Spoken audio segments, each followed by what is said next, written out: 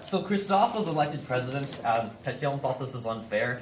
So he used whatever political power he had to change the constitution, to remove power from the presidency, and give them to the other two branches. And so Christophe tried to retaliate by doing the same thing. And this resulted in a civil war. It was pretty brief. The result was it split into two nations. So you have the top of the Kingdom of Haiti, led by King Henri Christophe, which is like later Henri I.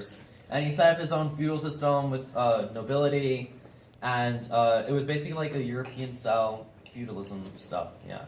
And then there's the Democratic Republic of Haiti, led by President Alexandre Pétion.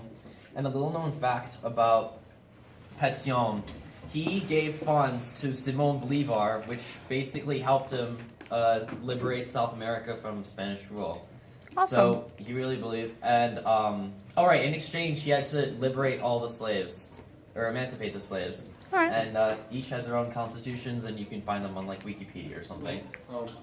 And so Henri I died of stroke, and so the two nations merged into one after that. And then Alexandre Pétion nominates this veteran of the Haitian Revolution, Jean-Pierre Boyer, as his successor.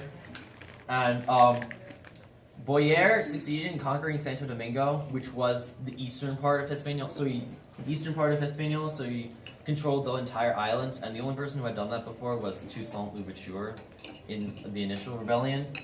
And so at this point, Haiti really had no trade going on, because people saw Haiti as just a bunch of slaves running around, and no one liked this, especially the United States and France, because the United States had a bunch of Southern people who really liked slavery and despised this idea of free blacks, and then France wanted to get their colony back. So, but they couldn't send any military expeditions there because they'd be defeated.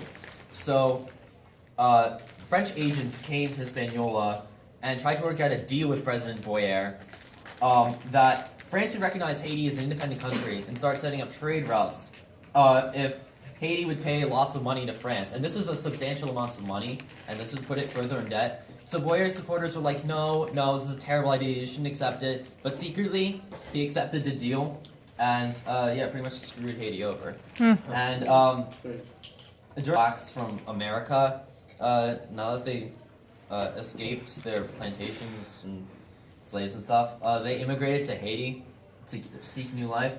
And when people got fed up with this deal, they exiled him. They staged a coup d'etat and exiled him to Kingston. So the exile to Kingston, Boyer was like the last veteran of the Haitian Revolution. So after Boyer's coup, there was a new generation of liberals that started occupying the presidency, starting with Charles Vivier Hérard.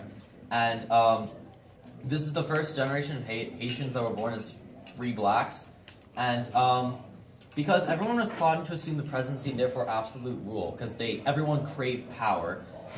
It was really like a power struggle. So during this point in history, you'd see a lot of coups and counter-coups, and people just keep getting overthrown and abusing power. And sent to Kingston. And sent to Kingston for those exiled presidents.